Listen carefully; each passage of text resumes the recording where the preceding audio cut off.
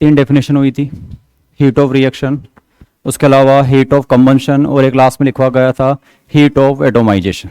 Heat of reaction में भी exothermic या मे भी एंडोथर्मिक हो सकती है। एंथैल्पी ऑफ कंबंशन हमेशा आपका क्या रहेगा, एक्सोथर्मिक रहेगा। तो ये भी आपको ध्यान देना पड़ेगा, किसी किसी क्वेश्चंस में वो डेल्टा एच प्लस में दिया रहेगा, पर फिर भी आपको मानकर चलना है क्या है वो माइनस है। दुनिया का हर कंबंशन कैसा है, एक्सोथर्मिक है।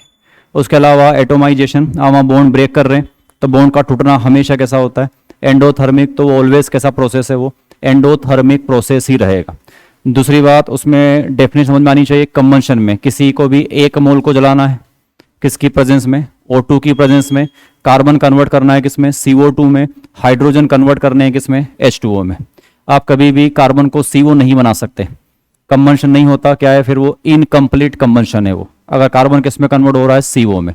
कार्बन किस में कन्वर्ट होना चाहिए, हमेशा CO2 में बदलेगा, तभी आप क्या बोलेंगे उसको, हीट ऑफ कंबंशन। दूसरी बात एटोमाइजेशन में भी अगर आप तोड़ रहे हैं तो आपको उसके आयंस नहीं बनाने हैं, और ना ही आपको उसके सॉलिड या लिक्विड पार्टिकल बनाने हैं। हमेशा क्या बनाना है आपको, गैसियस और न्यूट्रल आयंस में आपको ब्रेक करना है। उस समय जो आपको अमाउंट देना पड़ा होगा उसी को आप क्या बोलेंगे, उसका हीट ऑफ एटोमाइजेशन। अगला ऐसा एक और इंपॉर्टेंट टर्म है आपके लिए, हीट ऑफ फॉर्मेशन। तो अगला लिखेंगे आप हीट ऑफ फॉर्मेशन, ठीक है, हीट ऑफ फॉर्मेशन। और एंथैल्पी ऑफ फॉर्मेशन बोल सकते हैं, तो ऐसा सिंबल में आएगा डेल्टा HF, ठीक। हाँ, ये बात आपको बता चुका था कि कहीं पे नोट लिखा हो तो नोट कुछ किसी काम का नहीं है। नोट क्या बता रहा है, केवल कि वो स्टैंडर्ड कंडीशंस हैं, वो टेम्परेचर को इंडिकेट कर रहा है कितना, 25 डिग्री सेल्सियस या 298 केल्विन में। और वैसे भी बाई डिफॉल्ट भी अपने लिए वही दिक्कत है कि क्वेश्चन में टेम्परेचर अगर दिया हुआ है तो वो रखेंगे, नहीं दिया हुआ है तो भी क्या रखना है, 25 डिग्री सेल्सियस या कितना रखना है, 298 केल्विन ही आपको मानकर चलना है हर क्वेश्चन में, अगर टेम्परेचर नहीं दिया हुआ है। दूसरी बात, इसमें डेफिनेशन का थोड़ा सा रोल है। इसमें आपको फॉर्मेशन है तो समझते हैं फॉर्मेशन का मतलब कि बनाना है, और कोई चीज़ बनेगी तो कहाँ लिखेंगे उसको, रिएक्टेंट में, या कहाँ लिखेंगे उसको, प्रोडक्ट में। कहाँ लिखेंगे उसको, प्रोडक्ट में लिखेंगे। तो मुझे कहाँ लिखना पड़ेगा उसको, पहले प्रोडक्ट में। और हमेशा किसको बनाएंगे, एक मोल को। तो मान लो आपसे कोई बोले किसको बनाना है आपको, H2SO4 को, तो सबसे पहले क्या करें आप, यहाँ पे लिख दिया आप क्या, H2SO4। मान लो आपको कोई बनाना है, को बोल रहा है कि आपको इथेन बनानी है या आपको इथेन बना दो। इथेन का फॉर्मूला क्या होता है, C2 और कितना, H6। कोई आपसे बोले कि आपको किसकी रिएक्शन लिखनी है, फॉर्मेशन ऑफ एसिडिक एसिड, तो एसिडिक एसिड क्या होता है, CH3COOH। तो ऐसा आपको फॉर्मेशन करवाना है। और जब भी आप फॉर्मेशन करवाएंगे तो फिर वो जैसे एक्सेस करते हैं वही नाम, तो ये बनना भी कैसा चाहिए, लिक्विड। ये कैसा बनेगा, गैस। और ये भी कैसा बनेगा, लिक्विड फॉर्म में ही ये बनेगा। अब बनाना कैसे है, तो देखो तरीके अलग अलग है कि मान लो अगर मेरे को C2H6 बनाना है तो बनने में ऐसा बन सकता है कि मान लो ऐसा लिख दूं मैं, C2H4 में क्या जोड़ दूं, एक हाइड्रोजन, तभी तो बन जाएगा क्या, C2H6। बट क्या नहीं कहलाता वो, फॉर्मेशन नहीं कहलाता। फॉर्मेशन की डेफिनेशन है कि when a one mole compound are formed by their natural elements. तो जैसे वो नेचर में क्या करते हैं, एग्जिस्ट करते हैं, जैसे वो थर्मोडायनेमिकली क्या है, मोस्ट स्टेबल है, उस वाले फॉर्म से आपको बनाना है। जैसे मान लो आपको अगर क्या चाहिए, तो आप ये नहीं लिख पाएंगे यहाँ आपको क्या करना पड़ेगा कि जैसे अपने को क्या चाहिए, यहाँ पे हाइड्रोजन चाहिए, तो लिखने में जैसा भी लिख सकते हैं कितना, 2H। पर 2H नहीं लिखना है, दुनिया में हाइड्रोजन कैसा होता है हमेशा H2 के फॉर्म में, तो हाइड्रोजन की रिक्वायरमेंट होगी, तो क्या लिखना पड़ेगा आपको, H2। सल्फर, देखो सल्फर के बहुत सारे फॉर्म है। सल्फर वैसे एसिड होता है, पर इस चैप्टर में अपने को मान के चलना है कि सल्फर को अपन जनरली क्या लिखेंगे, ऐसे लिखेंगे। और सल्फर के भी दो एलोट्रॉप्स हैं, एक रोम्बिक होता है और एक ऑर्थोरोम्बिक होता है। तो कौन सल्फर है ये, रोम्बिक वाला सल्फर ही आपको लेना पड़ेगा। मान लो कहीं पर फास्फोरस चाहिए, तो फास्फोरस में आप P नहीं लिख सकते, फास्फोरस के लिए आपको P4 लिखना पड़ेगा। फास्फोरस के एलोट्रॉप होते हैं, P4 व्हाइट वाला होता है, रेड वाला होता है, ब्लैक वाला होता है। तो यहाँ कौन सा P4 यूज करना पड़ेगा हमेशा अपने को, कौन सा वाला, व्हाइट वाला फास्फोरस लेना पड़ेगा। मान लो जैसे आपको यहाँ कार्बन चाहिए, तो कार्बन नेचर में कैसा होता है, सॉलिड फॉर्म में। और कितने कार्बन चाहिए इसको, 2 कार्बन। तो क्या लिखेंगे यहाँ पे, 2 कार्बन लिखेंगे, कौन से वाले, सॉलिड वाले। और दूसरी बात क्या चाहिए आपको, 6 क्या चाहिए, हाइड्रोजन। तो आपको यहाँ क्या बैलेंस करना पड़ेगा, 3 टाइम्स ऑफ क्या आएगा, हाइड्रोजन। तो ये रिएक्शन क्या कहलाएगी, ये फॉर्मेशन है किसका, C2H6 का। तो कुछ चीजें हैं कि जब भी आप किसी को बना रहे हैं तो पहली बात तो पहले उसको यहाँ लिख दो, और कितना लिखना है उसका, 1 मोल। कभी भी यहाँ 2 नहीं आएगा। जैसे मान लो अपन बार बार लिखते हैं हर चैप्टर में अमोनिया के फॉर्मेशन की रिएक्शन, क्या लिखते हैं अमोनिया फॉर्मेशन के लिए, आप बार बार ये लिख रहे हैं N2+3H2, और उससे उसको क्या बना रहे हैं आप, 2NH3। तो बाकी हर चैप्टर में अमोनिया का फॉर्मेशन ऐसा लिखते हैं अपन। पर इस चैप्टर में अमोनिया का फॉर्मेशन ये नहीं आएगा। तो कितने मोल बन गया यहाँ पे अमोनिया? 2। और बनाना कितना है अपने को? हमेशा केवल 1 मोल अमोनिया ही आपको क्या करवानी है यहाँ पे? प्रोड्यूस करवानी। तो मान लो इसका डेल्टा एच आपको दे दे कि इसका डेल्टा एच, इस रिएक्शन डेल्टा एच है माइनस का 500, तो आपसे पूछे कि अमोनिया का हीट ऑफ फॉर्मेशन कितना है, तो आप -500 नहीं बोल सकते। हीट ऑफ फॉर्मेशन क्या होगा? जब कितना अमोनिया बनेगा? केवल 1 मोल बनेगा। और ये कितना बन रहा है? 2 मोल बनने पे कितनी लिबरेट कर रहा है? 500। तो पर मोल पे कितनी आ रही होगी? 250। और रिएक्शन की बात आएगी तो क्या करनी पड़ेगी? आप पूरी को 2 से डिवाइड कर दो, तो रिएक्शन क्या बनेगी? 1/2 times of N2, 3/2 times of H2, और उससे अगर आप क्या बना रहे हैं? NH3। तो ये रिएक्शन रिप्रेजेंट कर रही है किसको? डेल्टा HF ऑफ किसका? अमोनिया का। पर ये ऊपर वाली क्या नहीं है? ये डेल्टा HF नहीं है किसका? अमोनिया का। तो कितना अमोनिया बन गया उसमें? 2 मोल। अपने कितना बनाना है? 1 मोल। तो होगा क्या? रिएक्शन सारी आपको लिखनी पड़ेगी। तो लिखना आपको आनी चाहिए रिएक्शन। सबसे पहला तरीका क्या है कि जिसका भी फॉर्मेशन बोले सबसे पहले क्या करो? उसके 1 मोल को कहाँ लिखेंगे? प्रोडक्ट में आप लिख देंगे। उसके बाद जैसे जैसे आपकी रिक्वायरमेंट है वैसे वैसे आप लेते ही बनाना। अमोनिया वाली बनानी तो मान लो सबसे पहले क्या करता मैं कि यहाँ मुझे क्या लिखना पड़ेगा? 1 मोल NH3। अब एक NH3 के लिए 1 N चाहिए, पर वहाँ N नहीं लिख सकते क्योंकि नेचर में N नहीं होता, हमेशा क्या होता है? वो N2। पर चाहिए तो एक ही N। मिलेगा किस तरह से? 2 N। तो क्या लिखना पड़ेगा यहाँ पे आपको? 1/2 टाइम्स ऑफ क्या लिखनी पड़ेगी? N2। कितने H चाहिए आपको? 3 चाहिए। तो लिखने में ऐसा भी लिख सकते हैं क्या? 3H। पर फिर वही बात, नेचर में H नहीं होता, क्या होता है? H2 होता। तो लिखना क्या पड़ेगा आपको? H2। पर मान लो अगर मैं 3H2 जोड़ दूं उधर तो कितना हो गया फिर? ये 6H। पर बैलेंस भी तो करनी पड़ेगी। क्या चाहिए? केवल 3H। तो कितना लगेगा यहाँ पे? 3/2 टाइम्स ऑफ क्या लगेगा? ये हाइड्रोजन। तो जब भी आप किसी का फॉर्मेशन लिख रहे हैं आसान तरीका है, सबसे पहले आप उसको 1 मोल प्रोडक्ट में लिख दें, उसके बाद आप किसको बैलेंस करेंगे? रिएक्टेंट को आप लास्ट में बैलेंस करें। कंबशन में क्या था? सबसे पहले क्या लिखना पड़ता था? रिएक्टेंट, उसके बाद बाकी बैलेंस करते थे। यहाँ सबसे पहले क्या लिखेंगे? प्रोडक्ट लिखेंगे, उसके बाद आप बाकी सब रिमेनिंग को बैलेंस करेंगे। दूसरी बात, कार्बन की और दिक्कत है। यहाँ कार्बन मैंने क्या लिख दिया? सॉलिड तो लिख दिया, पर कार्बन के भी एलोट्रोप्स होते हैं। कार्बन आपको 2 फॉर्म में मिलेगा। एक तो कार्बन कौन सा वाला होता है? डायमंड वाला। और एक कार्बन कौन सा वाला होता है? ग्रेफाइट वाला। तो सॉलिड लिखा हुआ है तो अंडरस्टूड मान सकता हूं क्या लिखा हुआ है कि ग्रेफाइट भी हो सकता है और डायमंड भी हो सकता है। पर डायमंड लिखा हो तो फिर तो डायमंड ही है वो, और ग्रेफाइट लिखा हुआ तो क्या है? वो ग्रेफाइट ही है। पर जब भी आप फॉर्मेशन करवा रहे हैं तो आपको कार्बन डायमंड वाला नहीं, कौन सा लेना पड़ेगा? ग्रेफाइट वाला। क्योंकि ज्यादा स्टेबल फॉर्म कौन सा है? ग्रेफाइट ज्यादा स्टेबल फॉर्म है किसका? कार्बन का। तो ये कुछ चीज़ आपको याद रखनी पड़ेगी कि क्या क्या चाहिए तो क्या क्या ले सकते हैं। तो जब भी आपको कार्बन चाहिए तो आपको कार्बन सॉलिड लेना है, और सॉलिड में भी क्या लेना है आपको? कार्बन ग्रेफाइट लेना है। आपको हाइड्रोजन चाहिए तो आपको H2 लेना है, और कौन सी H2 लेना है? आपको गैस लेना है। जैसे मान लो आपको बात बताई थी कि आपको पढ़ा थोड़ा टेबल में आपने कि फ्लोरीन तो दुनिया में कैसी होती है? गैस ही होती है। आपको अगर लिखना है क्लोरीन चाहिए तो वो भी दुनिया में कैसी होती है? गैस होता है। लेकिन आपको ब्रोमीन चाहिए तो ब्रोमीन, ये पढ़ा ना टेबल में कि पूरी टेबल में एक ही लिक्विड नॉन मेटल है, और कौन सी है वो? तो ये ब्रोमीन का एसिड क्या है? लिक्विड है। तो मान लो आपके 2 रिएक्शन बोले कि आपको 2 लोग बनाने, एक बार आपको HCl बनाना है और एक बार आपको क्या बनाना है? HBr। तो सबसे पहले आप क्या लिखें? 1-1 मोल किसके लिखें? HCl के और किसके? HBr के। तो HCl बनाने के लिए क्या चाहिए? 1 H चाहिए, पर H नहीं होता, क्या होता है? H2। तो क्या लिखना पड़ेगा यहाँ पे? यहाँ आपको लिखना पड़ेगा ½ मोल्स ऑफ H2। क्या आएगा? गैस। आपको एक और क्या चाहिए यहाँ पे? Cl चाहिए, तो ये भी होता तो Cl2 ही है, तो क्या लिखना पड़ेगा आपको? ½ Cl2। और क्या लिखना पड़ेगा? गैस। तो ये जो रिएक्शन लिखी मैंने क्या बता रही है? ये डेल HF है किसका?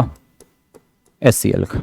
इसी में अगर मैं सेम बात उसको रिपीट कर दूं कि ऐसा लिख दूं वापस कि ½ H2 कौन सा वाला? गैस वाला, प्लस ½ Br2 भी अगर कौन सा लिख दिया मैंने? गैस वाला। तो फिर ये रिएक्शन क्या नहीं बता रही है?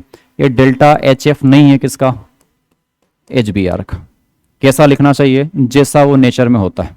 तो हाइड्रोब्रोमीन लिक्विड होता है, ना कि क्या होता है? गैस। तो आपको अगर Br2 चाहिए तो Br के लिखना तो क्या पड़ेगा आपको? Br2, पर वो कौन सा वाला? गैस वाला नहीं होना चाहिए। क्या होना चाहिए वो? तो यहाँ आपको ऐसा लिखना पड़ेगा ½ H2। अगर आपने क्या लिखा है यहाँ पे? गैस। तो यहाँ आपको लिखना पड़ेगा ½ Br2 लेंगे, बट कौन सा वाला लेंगे? लिक्विड वाला। और उससे अगर आप क्या बना रहे? HBr। तो फिर ये रिएक्शन क्या है? ये डेल्टा HF है किसका? HBr का। तो ये सारी बातें आपको याद रखनी पड़ेगी कि किसकी रिक्वायरमेंट है तो क्या चाहिए आपको। तो अगर आपको क्लोरीन चाहिए तो आपको Cl2 गैस लेना पड़ेगा। आपको F चाहिए तो आपको F2 में गैस लेना पड़ेगा। आपको अगर Br चाहिए तो आप Br2 लेंगे, बट कौन सा लेंगे? लिक्विड वाला। क्यों? ऐसा क्वेश्चन आएंगे कि in which of the following reaction can not represent heat of formation. तो कौन सी वाली?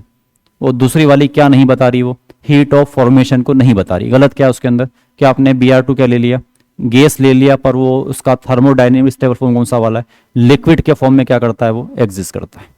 तो लिखना क्या था वहाँ पे, लिक्विड था, ज़्यादा डिफिकल्ट काम नहीं है, सिंपल तरीका है, 4-5 लोग ही हैं 10-12 कि कार्बन पता होना चाहिए कैसा लेना है, ग्रेफाइट, हाइड्रोजन पता होना चाहिए H2 गैस, ऑक्सीजन पता है आपको क्या होती है O2 गैस, नाइट्रोजन चाहिए तो क्या लेंगे N2 गैस, उसके अलावा क्लोरीन लेंगे तो क्या लेंगे Cl2 गैस, उसके अलावा ब्रोमीन आएगा तो क्या लेंगे Br2 लिक्विड लेंगे, फ्लोरीन आएगा तो क्या लेंगे F2 लेंगे, और क्या लेंगे गैस लेंगे। कोई आपको मेटल चाहिए, सोडियम चाहिए, मान लो आपको ये बनाना है Na2SO4, मान लो आपको बनाना है किसको Na2SO4 को, तो कितना मोल लेंगे इसका 1 मोल। तो इसके 1 मोल को बनाने के लिए क्या चाहिए आपको 2 सोडियम चाहिए, और पता ना सारी मेटल कैसे एग्जिस्ट करती है सॉलिड के फॉर्म में, तो कैसा मिलता होगा सोडियम, अकेला ही मिलता होगा, तो क्या लिखेंगे यहाँ पे 2 Na कौन से वाले, सॉलिड वाले। दूसरी बात, एक क्या चाहिए अपने को, सल्फर चाहिए। तो वैसे आप सल्फर के लिए जनरली ज़्यादा डिटेल लिखता नहीं है तो ऐसे लिख सकते हैं, पर ये भी कैसा होता है, सल्फर सॉलिड होता है, और कैसा होता है रोम्बिक, और एक क्या मिलेगा आपको ऑर्थोरोम्बिक। तो कौन सल्फर है, ये रोम्बिक वाला सल्फर है। कभी आपसे डायरेक्ट पूछ ले क्वेश्चन देके तो फिर कौन सल्फर है, ये रोम्बिक सल्फर है। दूसरी बात क्या चाहिए अपने को, 4 O चाहिए।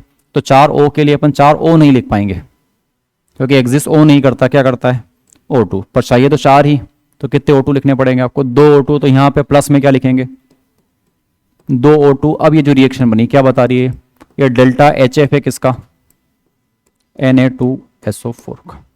तो ये हर बार अपने को ऐसा बनाना है, तो 4-5 बातें याद रखनी है कि जब भी आपको किसी का भी फॉर्मेशन दिया जाए तो सबसे पहले आप क्या करें, उसके 1 मोल को आप कहाँ लिख दें, प्रोडक्ट में। जैसे वो प्रोडक्ट में लिखा जा चुका है उसके बाद आप उसको देखें क्या क्या रिक्वायरमेंट है आपकी, और उसके रिक्वायरमेंट के अकॉर्डिंग आपको सारे रिएक्टेंट क्या करने, बैलेंस करने, और क्या क्या लिखना है वो मैं आपको लिखवा ही रहा हूँ कि कार्बन चाहिए तो ग्रेफाइट होना चाहिए, सल्फर चाहिए तो रोम्बिक होना चाहिए, फास्फोरस चाहिए तो P4 वाइट होना चाहिए, नाइट्रोजन चाहिए तो N2 गैस लेना है, हाइड्रोजन के लिए H2 गैस लेना है, क्लोरीन के लिए Cl2 गैस लेना है, ब्रोमीन के लिए Br2 लिक्विड लेना है। जनरली सारी मेटल्स के लिए सॉलिड फॉर्म में लेनी, केवल मर्क्यूरी में दिक्कत आएगी। मान लो अगर मर्क्यूरी बनानी हो तो आपको बनाना है किसका फॉर्मेशन लिखना है, मान लो आपको इसका HgO का, तो फिर ये भी आपको पता ही होगा कि ये पूरी टेबल में एक ही मेटल है जो किस फॉर्म में होती है, लिक्विड फॉर्म में। तो आपको कितनी मर्क्यूरी चाहिए, यहाँ से एक Hg चाहिए, तो क्या लिखूंगा यहाँ पे, इधर लिखना पड़ेगा Hg, पर वो गैस सॉलिड नहीं, क्या होना चाहिए वो लिक्विड, प्लस एक O चाहिए, पर फिर O नहीं लिख पाएंगे, लिखना पड़ेगा फॉर्मेशन चाह रहे हैं तो क्या लिखना पड़ेगा हाफ O2 कौन सा वाला, गैस वाला। और इससे अगर आप HgO बना रहे हैं तो क्या कहला रहा है, ये फॉर्मेशन है किसका, HgO का फॉर्मेशन है। तो ऐसे ये 4-5 लोग याद रखें। दूसरी बात, फॉर्मेशन है तो हो सकता है आप किसी अनस्टेबल से स्टेबल चीज बना रहे हैं, या हो सकता है आप स्टेबल से क्या बना रहे हैं अनस्टेबल, तो कभी हीट देना पड़ सकता है और कभी हीट निकल भी सकता है। तो ये कौन सा वाला केस है, ये मे बी वाला केस है। एंडोथर्मिक भी हो सकती है और एक्सोथर्मिक भी हो सकती है, इतना आपको याद रखना है। दूसरी बात, जीरो भी हो सकती है। जीरो किसके लिए, जो पहले से बना हुआ है, जीरो केवल उसी के लिए आएगी जो पहले से क्या है बना हुआ, उसको बनाना पड़ेगा तो देना पड़ेगा या लेना पड़ेगा। और जो पहले से बना हुआ, मान लो आपसे पूछे कि heat of formation of O2 gas, तो इसका तो जीरो आएगा, इसको बनाना पड़ेगा क्या, जो पहले से ही बना हुआ है उसको क्या बनाना, तो ये तो पहले से ही बना हुआ है तो ना देना पड़ेगा ना आपको मिलेगा कुछ। तो O2 गैस का जो हीट ऑफ फॉर्मेशन है वो कितना है, जीरो है। एक बार नीट में आया हुआ है कि which of the following has zero del H F, और ये ऑप्शन थे चारों, एक था ये H2 गैस, एक था Cl2 गैस, एक था इसमें Br2 गैस, और एक था ये F2 गैस। और ये पूछा था किसका delta HF not equals to zero है। तो इसमें से 3 लोग तो ऐसे हैं जो पहले से ही होते हैं, तो उनको बनाने के लिए देना पड़ा होगा, ना मिला होगा, तो चेंज कैसा आया होगा, जीरो आया होगा। पर क्या है जो नहीं होगा नेचर में, Br2 का गैस फॉर्म नहीं होता है, Br2 जनरल कैसा होता है, लिक्विड होता है, तो आपको लिक्विड कन्वर्ट करना पड़ेगा। तो क्या पड़ा होगा कि अगर आप लिक्विड को गैस बनाए तो क्या बोलते हैं उसको, लिक्विड से गैस अगर आप बनाते तो क्या बोलते हैं इस प्रोसेस को, वेपराइजेशन। अरे लिक्विड से गैस बनना क्या कहलाता है, वेपराइजेशन। तो क्या लगेगा वहाँ पे आपको ब्रोमीन का क्या लगा होगा, वेपराइजेशन लगा होगा, तब जाके वो क्या बनी होगी, Br2 गैस बनी होगी। तो वहाँ पे जो डेल्टा एच है वो जीरो नहीं आएगा, वो किसके बराबर आएगा, वो ब्रोमीन लिक्विड के डेल्टा एच वेपराइजेशन के बराबर उसका क्या है, ब्रोमीन गैस का हीट ऑफ क्या है, फॉर्मेशन। पर बाकी सबका हीट ऑफ फॉर्मेशन क्या आएगा, जीरो आएगा। तो बता सा लिखना है, ये अपना बस मेन काम है, रिएक्शन बनाना अपना मेन टारगेट है। और दूसरी बात, अपने को पहचान में आना चाहिए कि कौन सी रिएक्शन कंबंशन भी है और कौन सी रिएक्शन फॉर्मेशन भी है। बहुत आईएमपी क्वेश्चन है और 4 ऑप्शन ये मिलेंगे आपको। मान लो मैं ऐसा लिखूं कि सी, रेट का पेन चेंज करता हूँ, मान लो मैंने लिखा सी, कौन सा वाला, सॉलिड में तो समझ में नहीं आएगा, मान लो सी कौन सा लिखा, ग्रेफाइट वाला। इसको रिएक्ट करवाया किससे, हाफ O2 से, और मान लो इसमें बना दिया आपने CO। एक आपने लिया सी, वापस वही ग्रेफाइट वाला, इसको रिएक्ट करवाया किससे, O2 से, और इस बार आपने क्या बना दिया, CO2। एक बार आपको ऐसा बोलेगा सी आपने लिया डायमंड वाला, इससे रिएक्ट करवाया O2 से और क्या बना दिया इसको, CO2। और एक बार ऐसा बोलेगा कि सी कौन सा लिया, डायमंड वाला, और किससे रिएक्ट करवाया, हाफ O2 से, और क्या बना दिया इससे अपने CO। तो अपने को बताना है कि चारों में से कौन कौन सी क्या क्या बता रही है। तो देखो चारों रिएक्शन बैलेंस तो है, चारों ही रिएक्शन क्या है वो बैलेंस्ड है, तो चारों की चारों क्या है ये, इन चारों को अपन क्या बोल सकते हैं, डेल HR। इसको भी आप क्या बोल सकते हैं, डेल HR। ये भी क्या रिप्रेजेंट कर रहा है, डेल HR, और ये भी क्या रिप्रेजेंट कर रहा है, डेल HR। तो डेल HR तो ये भी है, ये भी है, ये भी है, ये भी है। लेकिन जब बात आएगी क्या ये सब फॉर्मेशन है, क्या ये CO का फॉर्मेशन है, CO बनाना है अपने को तो किससे बनाना है, एक कार्बन चाहिए, तो कौन सा कार्बन चाहिए, ग्रेफाइट वाला। दूसरी बात क्या चाहिए अपने को, ऑक्सीजन, तो क्या लेना पड़ेगा, हाफ O2। अब कुछ नहीं कहा तो गैस ही होगा ये तो। ये पहला वाला क्या बता रहा है, हाँ ये पहली वाली रिएक्शन क्या है, ये डेल्टा HF है किसका, CO का। पर क्या ये वाली CO2 का फॉर्मेशन भी कहलाएगी, क्योंकि यहाँ पे C चाहिए तो क्या लिया है इसमें, C ग्रेफाइट, और O2 के लिए क्या लिया अपन ने, O2। तो क्या बता रही है ये डेल्टा HF है, पर किसका डेल्टा HF, CO2 का। पर क्या ये दोनों हैं हीट ऑफ फॉर्मेशन, नहीं है, क्योंकि किससे बना रहे हैं यहाँ पे, डायमंड से। क्या लेना चाहिए था अपने को, ग्रेफाइट। तो ये दोनों, ये वाली भी क्या नहीं कहलाएगी, डेल्टा HF नहीं है, और ये वाली भी क्या नहीं है, डेल्टा HF नहीं। कौन कौन सी रिएक्शन, कंबंशन वाली है। तो कंबंशन किसका होता है, रिएक्टेंट का। तो यहाँ तो कोई दिक्कत नहीं, यहाँ तो आप ग्रेफाइट भी ले सकते हैं और यहाँ डायमंड भी ले सकते हैं, बट कन्वर्ट किस में करना पड़ेगा कार्बन को, CO2 में। तो यहाँ ये ग्रेफाइट किस में जा रहा है, केवल CO में। तो ये क्या नहीं कहलाएगा, ये कार्बन ग्रेफाइट कंबंशन रिएक्शन नहीं है। कौन सी वाली है, ये वाली। तो ये वाली रिएक्शन क्या बता रही है, फॉर्मेशन भी बता रही है, और साथ साथ क्या है, ये डेल्टा HC है किसका, ये कौन से वाले कार्बन का, लेकिन है ना वो पता किसका है, ग्रेफाइट का। तो ये दूसरी वाली रिएक्शन बहुत काम की है, क्या है ये एज वेल एज वाला केस है। ये heat of formation as well as क्या बता रही है, ये हीट ऑफ कंबंशन। और पहली वाली केवल क्या बता रही है, हीट ऑफ फॉर्मेशन। ये तीसरी वाली क्या है, हीट ऑफ फॉर्मेशन तो नहीं है, लेकिन हाँ वहां पे कार्बन डायमंड किस में कन्वर्ट हो रहा है, CO2 में। तो ये कार्बन डायमंड का क्या है, कंबंशन तो है। तो ये कंबंशन है, बट क्या नहीं है, ये फॉर्मेशन नहीं। और लास्ट वाली ना कंबंशन है ना क्या है, वो फॉर्मेशन है। तो ऐसा बस आपको पहचानना पड़ेगा। ऐसे ही क्वेश्चन मिलेंगे आपको ज्यादा केमिस्ट्री में, कि 4 रिएक्शन दी रहेगी, आपसे पूछेगा कि which of the following can represent both heat of combustion as well as heat of formation. तो कौन सी आंसर, सेकंड वाला। Which of the following does not represent heat of combustion as well as heat of formation. तो कौन सी वाली, चौथी वाली। Which of the reaction can represent heat of combustion but not heat of formation. तो कौन सी वाली, थर्ड वाली। आपसे पूछे विच of the following reaction can represent heat of formation but not heat of combustion. तो कौन सी वाली, वो पहली वाली। तो ऐसा बस आपको पहचानना है कि कंबंशन में 1 मोल लेते हैं, कार्बन किस में जाना चाहिए था, CO2 में। फॉर्मेशन में 1 मोल लेते हैं, कार्बन के लिए क्या लेना पड़ेगा अपने को, ग्रेफाइट। और चेंज प्लस भी आ सकता है, माइनस भी आ सकता है। और कंबंशन हमेशा कैसा होता है, एक्सोथर्मिक। तो कुछ लाइनें लिखना डेफिनेशन हीट ऑफ फॉर्मेशन की, लिखना चेंज इन हीट ना, change in heat, heat of formation, change in heat when, change in heat when 1 mole of compound, change in heat when 1 mole of a compound, change in heat when 1 mole of a compound are formed by, change in heat when 1 mole of a compound are formed by their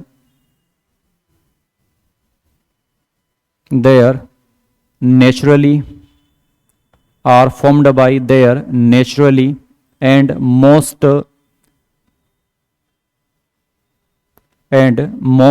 thermodynamically stable elements, formed by naturally and most thermodynamically stable elements। तो किससे बनाना है, जैसे वो most stable है किसमें, thermodynamically रूप से, या वो नेचर में क्या करते हैं, एग्जिस्ट करते हैं। नेचुरली आपको कार्बन डायमंड मिल जाएगा और कार्बन ग्रेफाइट मिल जाएगा, पर ज़्यादा स्टेबल कौन है, ग्रेफाइट ज़्यादा स्टेबल है किससे, डायमंड से। तो जब भी आप बना रहे हैं कार्बन चाहिए तो क्या लेना है आपको, ग्रेफाइट। ठीक है, दूसरी बात आपको क्या क्या लेना पड़ेगा, तो वो तो लिखवा ही रहा हूँ मैं, किसके लिए आपको क्या लेना है। दूसरी बात, यहाँ हीट देना भी पड़ सकता है और हीट मिल भी सकता है, तो कैसा कैसे, ये एक्सो एंडो दोनों हो सकता है। अगला point, it may be endothermic और exothermic. It may be endothermic और exothermic, it may be endothermic और एक्सोथर्मिक। ठीक। दूसरी बात, जो पहले से बना हुआ है उसको नहीं बनाते हैं तो उसका डेल्टा एच एफ के साथ आता है, जीरो आता है, और वही लोग अपन यूज करते हैं। तो मैं कुछ कंपाउंड्स लिख रहा हूँ या कुछ एलिमेंट्स लिख रहा हूँ जो डेल्टा एच एफ क्या होता है, जीरो होता है। तो अगला point, elements, some important elements, some important elements which have, some important elements which have ये del H F equals to zero, some important elements which have del H F equals to zero. और यही आपको यहाँ समझ में आएगा कि जब भी आपको कुछ चाहिए तो आपको यही वाले फॉर्म यूज करने। तो किस किस का, सबसे इंपॉर्टेंट है कार्बन। तो कार्बन में देखो, लिखने को आप सॉलिड भी लिख सकते हैं और लिखने को आप क्या लिख सकते हैं, ग्रेफाइट। बट हाँ, क्या नहीं लिख सकते आप कार्बन का, डायमंड वाला फॉर्म नहीं लिख सकते। एस लिखा हो तो मान लूँ हमें कि ग्रेफाइट है वो, मैं ये क्यों मानूँ कि वो क्या है, डायमंड है, क्या मान के चलेंगे उसको, ग्रेफाइट मान के चलेंगे। तो क्या होगा, सॉलिड भी ले सकते हैं और क्या ले सकते हैं, ग्रेफाइट भी ले सकते हैं। दूसरी बात, अगला अगर आपको फास्फोरस चाहिए तो हमेशा फास्फोरस आपको क्या लेना पड़ेगा, P4। और P4 के साथ भी कौन सा वाला फास्फोरस, व्हाइट फास्फोरस। मान लो आपको सल्फर चाहिए तो वैसे तो S8 लिखा होना चाहिए, पर जनरली S8 नहीं मिलता है, हमेशा क्या लिखता है, केवल S से लिखेगा। बट कौन सा S होना चाहिए, तो ये रोम्बिक वाला सल्फर है। ठीक है। उसके अलावा अगर आपको हाइड्रोजन चाहिए तो क्या लेना पड़ेगा आपको, हाइड्रोजन गैस। ऑक्सीजन चाहिए तो क्या लेनी पड़ेगी, O2 गैस। नाइट्रोजन चाहिए तो क्या लेंगे, N2 गैस। पर उसके अलावा फ्लोरीन चाहिए तो क्या लेंगे, F2 गैस। उसके अलावा क्लोरीन चाहिए तो Cl2 गैस। ज़्यादा इंपॉर्टेंट है ये ब्रोमीन, कि अगर आपको ब्रोमीन चाहिए तो Br2 के साथ क्या लेना पड़ेगा, लिक्विड, क्योंकि नेचर में गैस नहीं होता, कैसा होता है, लिक्विड। दूसरी बात, कोई मेटल चाहिए आपको तो किसी भी मेटल के लिए तो आपको वही लेना है, क्या मेटल लेनी है, न्यूट्रल वाली, कौन सी वाली, सॉलिड फेस। फॉर एग्जांपल क्या लिख सकता हूँ, सोडियम चाहिए तो कौन सा, सोडियम सॉलिड। अगर आपको बेरिलियम चाहिए तो बेरियम चाहिए तो Ba सॉलिड। मान लो आपको आयरन चाहिए कहीं तो क्या लेना पड़ेगा आपको, Fe, पर कौन सा वाला, सॉलिड वाला। कभी आपको जिंक चाहिए तो क्या लेना पड़ेगा आपको, Zn, कौन सा वाला, सॉलिड वाला। एक्सेप्शन केवल एक ही है, कौन, मर्क्यूरी। अगर आपको मर्क्यूरी चाहिए किसी रिएक्शन में तो आप Hg सॉलिड नहीं लेंगे, फिर आपको Hg क्या लेनी पड़ेगी, लिक्विड वाले। तो ये इतने लोग हैं जिनका डेल्टा एच एफ जीरो है, और यही आपको रिएक्शन बनाने में काम आएंगे, इन्हीं को कहीं ना कहीं आपको लेना पड़ेगा। तो ये सारे फॉर्म है। मेटल के लिए हमेशा उसका एलिमेंटल फॉर्म लेते हैं सॉलिड वाला, पर मर्क्यूरी उसमें एक्सेप्शन है, वो सॉलिड नहीं होती है, वो लिक्विड लेनी पड़ेगी आपको। एक ब्रोमीन एक्सेप्शन वाला केस है कि वो गैस नहीं ले पाएंगे, क्या लेना पड़ेगा उसको अपने को ना, उसको जो लेना पड़ेगा आपको, क्या लेनी पड़ेगी उसको आपको, ठीक है। हाँ, और दूसरी बात देखो, वही अगर ये दोनों गैस है और ब्रोमीन अगर लिक्विड है तो नीचे आने पे वही फिजिकल स्टेट क्या होती है, सॉलिड। तो आयोडीन अगर आ जाए तो आयोडीन कैसा होता होगा, I2, पर कैसा है वो, सॉलिड है आयोडीन। तो ये भी ध्यान रखना, क्योंकि फिर लगेगा वहाँ पे ICl अगर आपको बनाना है तो I2 का सब्लिमेशन भी लग जाएगा आपको, क्योंकि पहले आपको उसको कन्वर्ट करना पड़ेगा सॉलिड से गैस में। तो आयोडीन चाहिए तो आयोडीन सॉलिड वाला होता है। बस ये इतने लोग हैं आपके सिलेबस में, इन्हीं से घूम फिर कर कंपाउंड्स बनते रहेंगे। आपको रिएक्शंस बैलेंस करनी है। तरीका सिंपल सा है, जिसका फॉर्मेशन बोला उसको आप पहले कहाँ लिख लो, प्रोडक्ट में, और उसको देख देख कर बाकी सब आप बैलेंस कर दो किसमें, रिएक्टेंट में। और जो बैलेंस कर रहे हैं वहाँ क्या लिखना है आपको, ये जो बोर्ड पे लिखे हुए हैं ये लोग आपको लिखने हैं। अपने हिसाब से मन से कुछ भी नहीं लिख देंगे कि H चाहिए तो H लिख दिया, कि ये भी तो H ही है, तो H नहीं होता, H2 होता है, हो जाएगा ऐसे। और ये भी आ जाता है एग्जाम में कि which of the following has zero del H F, तो ये लोग का डेल एच एफ क्या है, जीरो है। बाकी इसके अलावा कुछ भी अगर आपको बनाना है तो फिर आपको बनाना पड़ेगा, हो जाएगा इतना। मैं अब 2-4 रिएक्शन लिख रहा हूँ फॉर्मेशंस की, आप कंप्लीट कर लेना उनको। प्रोडक्ट में लिख देता हूँ, रिएक्टेंट आप उसके हिसाब से अरेंज कर लेना, ठीक है। तो प्रोडक्ट में लिख रहा हूँ, बाकी रिएक्टेंट आप लिख लें, ठीक। तो इन 4-5 लोगों की बनाना, एक तो आप बनाना C6H6 की, इसके अलावा एक C2H5OH की, इसके अलावा एक C12H22O11 की, और एक इसके अलावा आप H2SO4 तो लिख लिया था उधर, तो आप एक बना देना NO3 की, और एक वो जो सबसे काम का था अभी क्या, HBr की। तो इनको कंप्लीट करेंगे। क्या आएंगे इनके,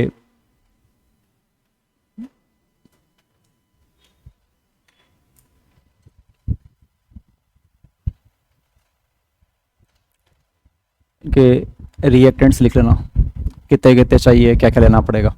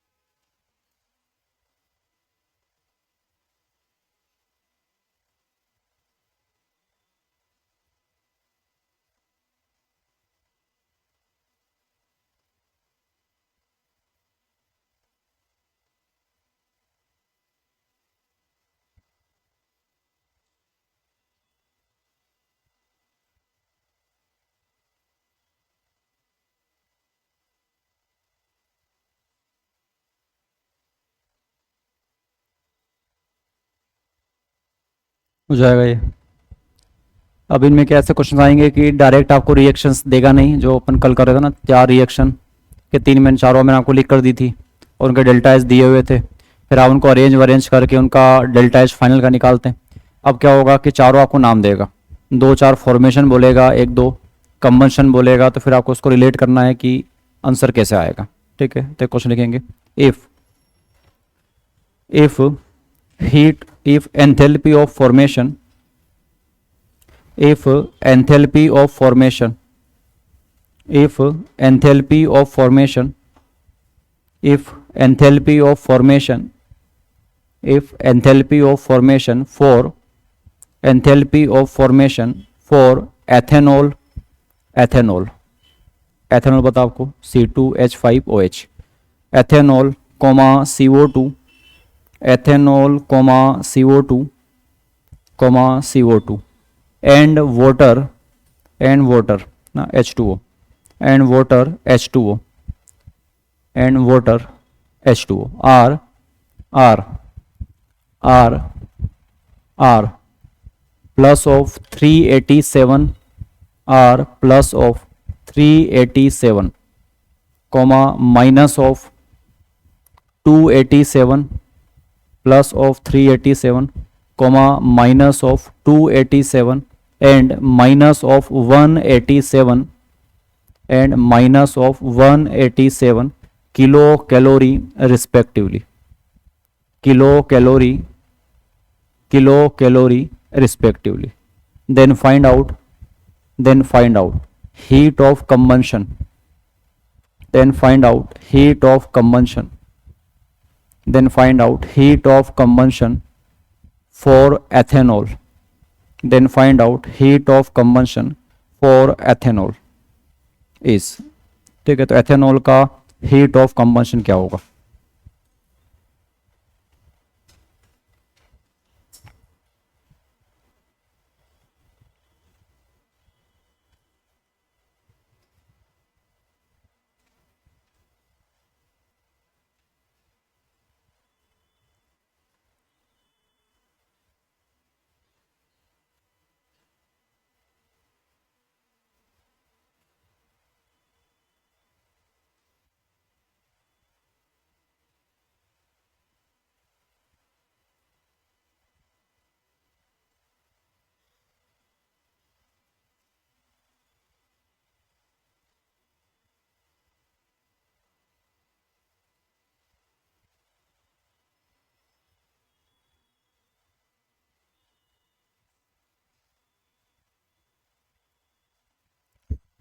तो चारों रिएक्शन बनाएंगे आप, फिर उसको रीअरेंज अरेंज करेंगे क्या हो रहा है, ठीक है।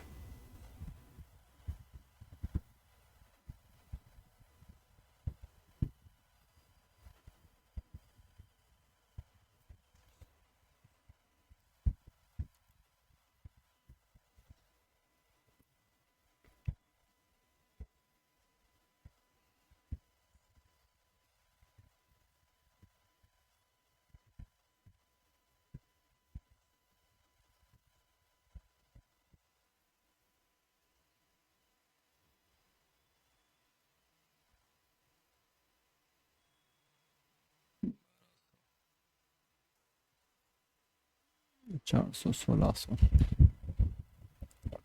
कितना होता है 78,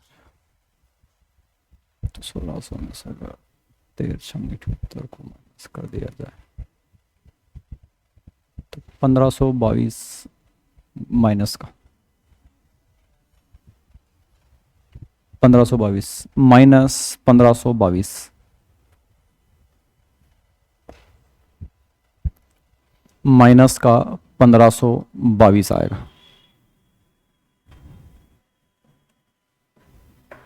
चार रिएक्शन लिखनी है, बस देखना है फिर किसको रिवर्स करें, किसको मल्टीप्लाई करें, किसको एज इट इज लिया जाए।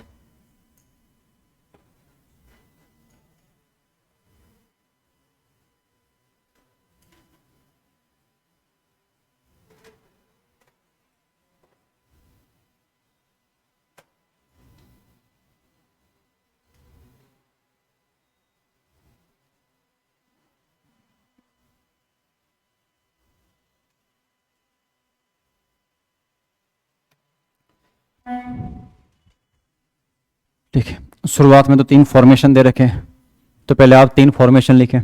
सबसे पहला किसका फॉर्मेशन है?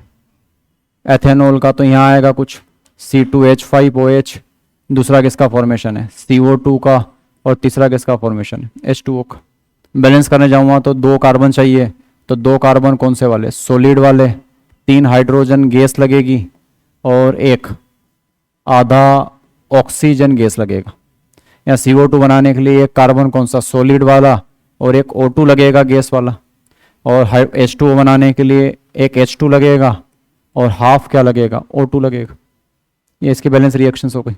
इन सबका डेल्टा H है, इसका डेल्टा H है प्लस का, इसका डेल्टा H है प्लस का 387, इसका डेल्टा H है माइनस का 287 और इसका डेल्टा H है माइनस का 187।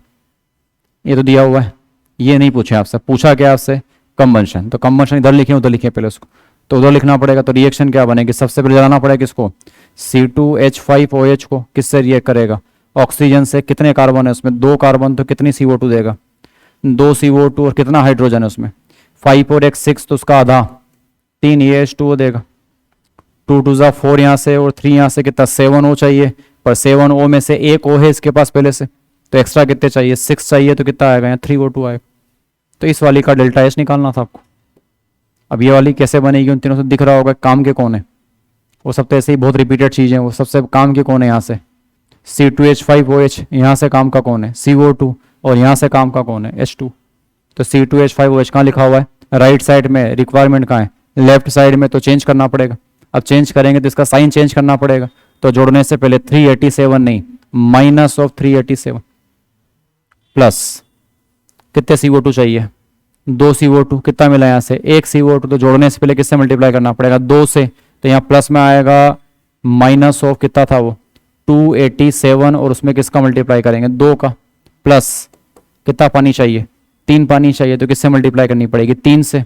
अब वहाँ अगर 3 का मल्टीप्लाई तो यहाँ भी तो 3 का मल्टीप्लाई करना पड़ेगा, तो यह आएगा -187 में किसका मल्टीप्लाई करेंगे 3 का। अब आप निकाल लेना कितना आ रहा है, कितना आ रहा है 1522 आएगा। सिंपल सी बात, देखो ये 400, एक 13 कम, ये 400, इसको 300 लो, तो 3 का डबल कितना 600, इसको 200 लो, तो 200 का ट्रिपल कितना 600, तो 600 और 600 कितना 1200, 1200 और 400 कितना 1600, पर 1600 में से 2 13 यहाँ कम हो गए, सॉरी 3 13 यहाँ कम हो गए, 2 13 यहाँ कम हो गए, और 1 13 वहाँ कम हो गए, तो कितने 13 कम हो गए, 6 13 कम है इसमें, तो 13 6 कितना होता है 78, तो 78 कम आएगा ये, तो वैल्यू आएगी 1522 आएगा ये, 1600 में से अगर उसको माइनस करें तो एग्जैक्ट आएगा ये 1522 है ये, और वो भी किसका माइनस का।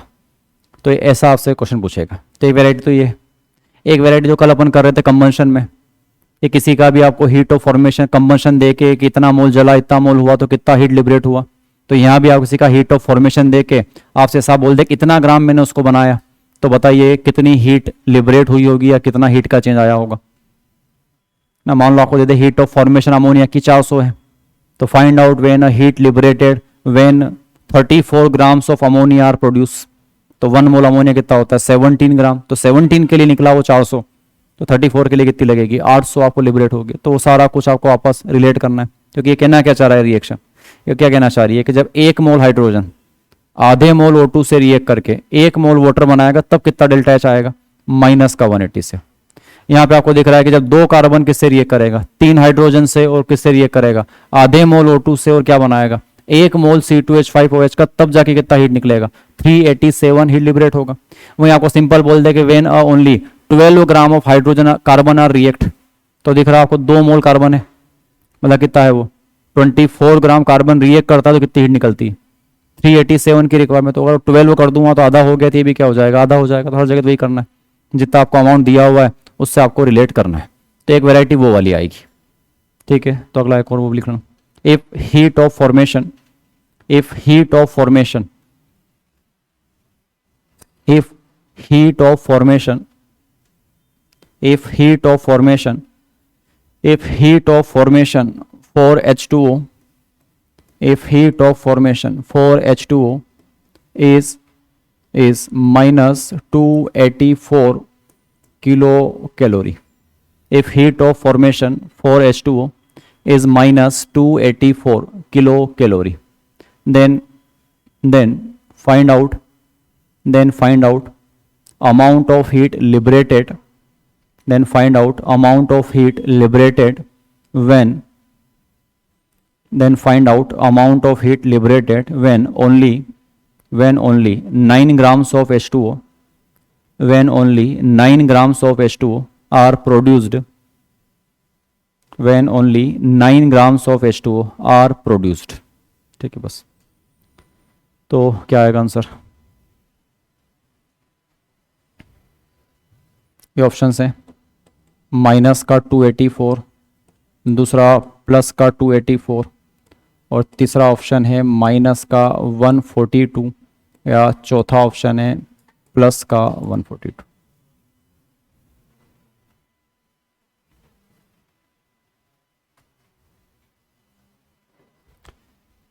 हीट ऑफ फॉर्मेशन है वो -24, तो कितने का होगा पानी? हीट ऑफ फॉर्मेशन हमेशा कितने का होता है? 1 मोल H2O। 1 मोल H2O मतलब कितना H2O?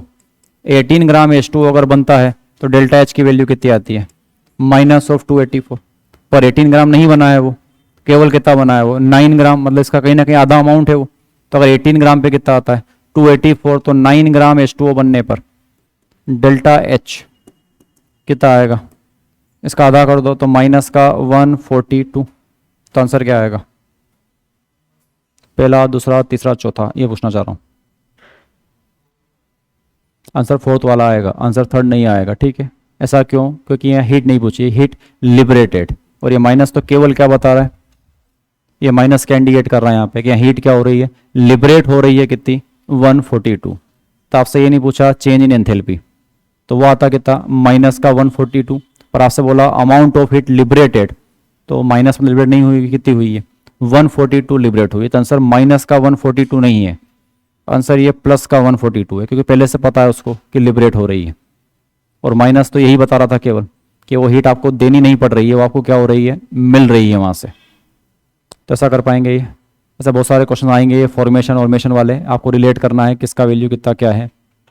मेन तरीका वही कि क्या रिएक्शन लिख पाएंगे। ठीक है, दूसरी बात, आपके सिलेबस में देखो ये नहीं कह रहा हूँ कि 2 ही रिएक्शंस हैं, दुनिया में ऐसे बहुत सारी रिएक्शंस हैं जो फॉर्मेशन भी बताती है और जो कंबंशन भी बताती है, पर अपना सिलेबस 2 ही रिएक्शंस के लिए, कि ऐसे 2 रिएक्शन आपके सिलेबस में जो heat of formation as well as क्या बताती है? Heat of combustion. और वो रिएक्शन है carbon graphite plus O2 gas और उससे क्या बन जाए? CO2 gas. और एक रिएक्शन है वो H2 gas plus half O2 gas और उससे क्या बन जाए? H2O liquid. तो ये 2 रिएक्शंस जो हैं क्या है? ये हीट ऑफ कंबंशन भी है और हीट ऑफ फॉर्मेशन भी है। ठीक है, तो एक नोट डाल के लिखना, reactions which are can represent, reactions which are can represent, reactions which are can represent heat of formation, reactions which are can represent heat of formation as well as heat of combustion, heat of formation as well as heat of combustion। और 2 ही आप तो याद रखें, पहली है जब आप किसी कार्बन ग्रेफाइट वाले को O2 गैस से रिएक्ट करवाते हैं और फिर आप बनाते हैं CO2। और दूसरी रिएक्शन ये वाली है कि जब आप किसी हाइड्रोजन गैस को किससे रिएक्ट करवाते हो? हाफ O2 गैस से, और उससे मिलकर अगर आप क्या बनाते हो? H2। तो ये 2 ऐसे रिएक्शंस हैं जो कंबंशन भी बता रही है और ये फॉर्मेशन भी बता रही है। बस अलग अलग बात है कि देखो कंबंशन किसका बता रही है, तो ये डेल्टा HC है, बल्कि CO2 का कंबंशन है। कंबंशन किसका हो रहा है? कार्बन ग्रेफाइट का, तो क्या है ये? डेल्टा SC है, पर किसकी? कार्बन ग्रेफाइट की। और दूसरी बात ये क्या है? ये डेल्टा HF भी है, पर फिर किसका डेल्टा HF है? वो CO2 का। ये जो नीचे वाली रिएक्शन है ये डेल्टा HC है, ये किसका कंबंशन है? ये हाइड्रोजन का। और क्या है ये? डेल्टा HF बता रही है किसका? पानी का। तो ये 2 रिएक्शन से जो आपको मिलनी मिलेगी, जो हीट ऑफ फॉर्मेशन भी रिप्रेजेंट कर देगी और हीट ऑफ कंबंशन को भी रिप्रेजेंट कर देगी। दुनिया में 2 ही नहीं है ना, अपने सिलेबस में यही 2 है। कि जब भी ऐसा क्वेश्चन आएगा कि which of the following reaction can represent formation as well as combustion, तो आपको पक्का इन दोनों में से कोई एक दिख रही होगी ऑप्शन में। और कोई गलत है क्या? CO2 बनाना है तो किससे बनाएंगे? कार्बन ग्रेफाइट से और O2 गैस से, तो बना भी रहा है वो। ग्रेफाइट को जलाएंगे तो किस में कन्वर्ट करेंगे? CO2 में कन्वर्ट करेंगे, तो हो भी रहा है CO2 में। हाइड्रोजन का कंबंशन करवाओगे तो किस में कन्वर्ट करना था? H2O में। पानी बनाओगे तो किससे बनाना पड़ेगा? H2 गैस से और किससे? हाफ O2 गैस से। तो दोनों की दोनों रिएक्शन क्या है? कंबंशन भी है और ये फॉर्मेशन को भी क्या कर जाएगी? रिप्रेजेंट कर जाएगी। तो ऐसा एक डेफिनेशन है हीट ऑफ फॉर्मेशन वाली। बहुत सारी डेफिनेशन है, तो अगला लिखें आप। अब से कब तक इतने टाइम देंगे तो बहुत दिक्कत आ जाएगी। ठीक है, चलो अगला। हीट ऑफ एटोमाइजेशन तो हो गया था, हीट ऑफ फॉर्मेशन भी हो गया होगा। अगला लिखेंगे आप heat of phase change.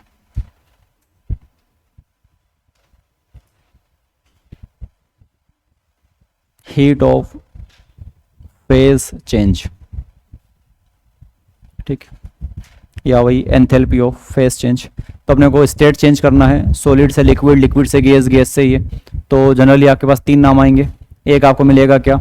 Heat of vaporisation, एक आपको मिलेगा हीट ऑफ फ्यूज़न और एक आपको मिलेगा हीट ऑफ सब्लिमेशन। तो इसमें आपके पास 3 पार्ट हैं। तो पहला लिखेंगे आप, पहला इसमें भी एंथैल्पी ऑफ फ्यूज़न, पहला इसमें भी पहला एंथैल्पी ऑफ फ्यूज़न और ऐसा डेल्टा एच और ऐसा FUSSION, enthalpy of fusion. Fusion समझते हो, किसी सॉलिड को कन्वर्ट करना है किसमें, गैस में, उस प्रोसेस को आप क्या बोलते हैं, फ्यूज़न। तो enthalpy of fusion delta H, तो वही डेफिनेशन क्या आएगी कि 1 मोल सॉलिड लेंगे, किस में कन्वर्ट करेंगे उसको, लिक्विड में। और ये आपको पता है कि आपको बर्फ़ को पानी बनाना है, आपको बर्फ़ को पानी बना, तो रिएक्शन क्या बनेगी, पानी सा बेटर है कि ये अब रिएक्शन बनेगी, क्या लेंगे H2O, क्या लेंगे सॉलिड लेंगे और किस में कन्वर्ट करेंगे H2O, किस में, लिक्विड में। और अगर बर्फ़ को पानी बनाना है तो गर्म करना पड़ेगा कि हीट मिलेगी या देनी पड़ेगी, हीट देनी पड़ेगी। तो जो फ्यूज़न होता है हमेशा ना एंडोथर्मिक होता है, तो इसका जो डेल्टा एच आएगा वो ऑलवेज कैसा आएगा, पॉजिटिव आएगा। इसके बाद आपको मिलेगा वेपराइजेशन। तो क्वेश्चन क्या होता है, वहाँ ऐसे रिएक्शन लिखेंगे अपन कि H2O लिक्विड से किस में कन्वर्ट करना चाह रहे हैं, H2O किस में, गैस में। तो इसको बोलते हैं आप क्या, ये डेल्टा एच है क्या, ये वेपराइजेशन। और यहाँ भी आपको पता है कि आप पानी को अगर भाप बनाएंगे तो हीट देनी पड़ेगी, मिलेगी आपको, वहाँ भी हीट आपको देनी ही पड़ेगी। तो ये भी प्रोसेस कैसी होगी, एंडोथर्मिक। तो इसका डेल्टा एच भी क्या आएगा, प्लस। और एक लास्ट आपको मिलेगा सब्लिमेशन। तो सब्लिमेशन क्या होता है, जहाँ सीधे आप किसी पार्टिकल को सॉलिड से किस में कन्वर्ट कर दें, गैस में। तो इसको बोलते हैं डेल्टा एच, क्या आएगी अभी आगे, सब्लिमेशन। और ये भी कैसा आएगा, हमेशा पॉजिटिव आएगा। और एक और ख़ास बात दिख रही है कि क्या इन दोनों को अगर अपन प्लस कर दें, जैसे इन दोनों को जोड़ूंगा ये आ जाएगी, तो ये लिक्विड से क्या कर जाएगा, लिक्विड, और क्या बचेगा, सॉलिड से क्या आएगा, गैस। तो एक और फार्मूला का जो डेल्टा एच सब्लिमेशन है, कहीं ना कहीं वो किसके बराबर आएगी, delta H fusion plus delta H किसके, वेपराइजेशन। तो ऐसा आपको याद रखना है किसका डेल्टा एच, तो इन तीनों का डेल्टा एच क्या है, प्लस है। एग्जाम वाले इनका जस्ट उल्टा रिएक्शन बना दे, तो पढ़ा आपने कि एंथैल्पी रिएक्शन को रिवर्स किया जाए तो एंथैल्पी का साइन क्या हो जाएगा, चेंज। तो साइन पूछेगा हर बार बार कि कौन सा प्लस है कौन सा माइनस है, क्या है। तो इन तीनों प्रोसेस का डेल्टा एच कैसा है, प्लस है। इनसे उल्टा लिख दूं कि H2O लिक्विड से क्या बना रहे हैं अपन, H2O सॉलिड, तो डेल्टा एच क्या आएगा, प्लस या माइनस, माइनस आएगा।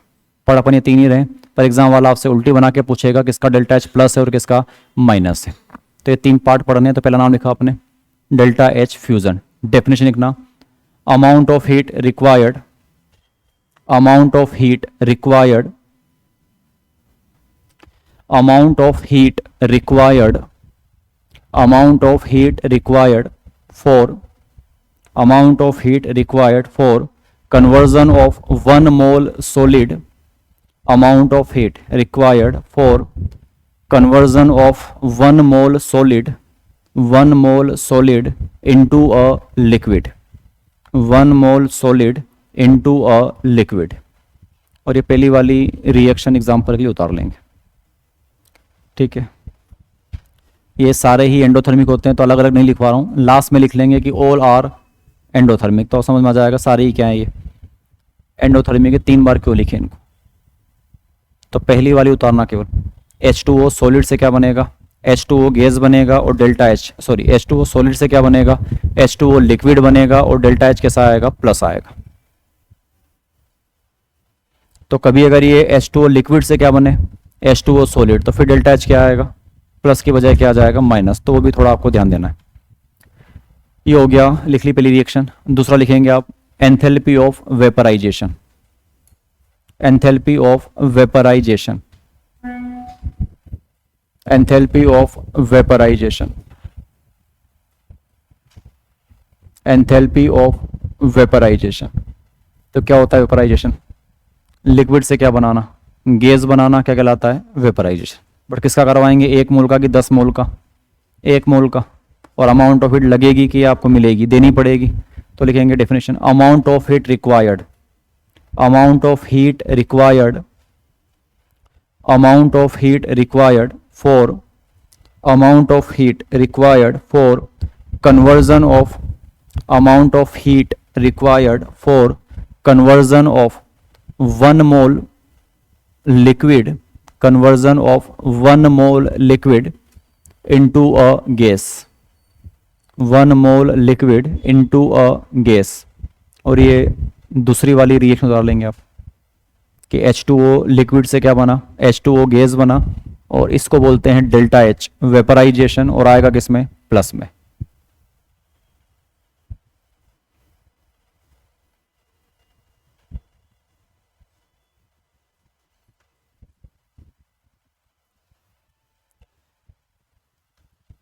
तो लिख ली दूसरी वाली रिएक्शन। तीसरी वाली लिखेंगे, क्या बोलते हैं उसको, सब्लिमेशन। तो अगली heading enthalpy of sublimation. Enthalpy of sublimation, enthalpy of sublimation. ठीक, तो सब्लिमेशन क्या होता है, जब आप किसी भी 1 मोल सॉलिड को सीधा क्या बना देते हैं, गैस में कन्वर्ट कर दें तो क्या कहलाएगा वो, सब्लिमेशन। एक्चुअली में देखा जाए तो क्या है सब्लिमेशन, फ्यूजन प्लस वेपराइजेशन का कॉम्बिनेशन ही क्या कहलाता है, सब्लिमेशन। तो वो जोड़ के आ भी जाएगी वैल्यू। तो last, amount of heat required when, amount of heat required when 1 mole of a solid, amount of heat required when 1 mole of solid are converted into 1 mole of solid are converted into gas. तो सीधे आप solid से क्या बना रहे हैं, gas, तो क्या कहलाएगा वो, वेपराइजेशन। आप लिक्विड से क्या बना रहे हैं, गैस, तो वेपराइजेशन। सॉलिड से अगर आप गैस बना रहे हैं तो वो सब्लिमेशन, और अगर आप सॉलिड से लिक्विड बना रहे हैं तो आपके लिए क्या है, फ्यूजन। और ये तीसरी वाली रिएक्शन उतार लेंगे।